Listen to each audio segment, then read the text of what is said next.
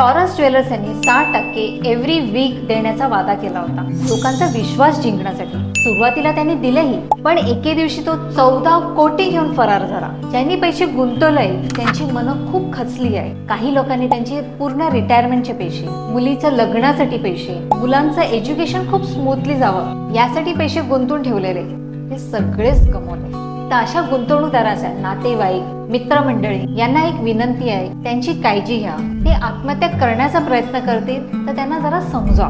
आणि हो, असे काही व्यक्ती येतील ते तुम्हाला सांगतील 100 रुपये द्या, 500 रुपये द्या, मी तुमचा पैसा परत मिळवून देतो, आपण केस करूया, आपण एक कम्युनिटी बनवूया। त्यांना अजिबात पैसे देऊ नका, तेही तुम्हाला फसवतील। कारण आपल्या इंडियन गव्हर्नमेंटमध्ये चीट फंडसाठी असा काही लॉज नाहीये। तुम्ही पोलीस कंप्लेंट तर करू शकता, पण तुमचा पैसा मिळेलच याची गॅरंटी नाही। हा व्हिडिओ आवडला असेल त्याला लाईक आणि शेअर करा। मी दीपा, तुमची फायनान्शियल गोल प्लॅनर, नेहमी तुमच्या सेवेत।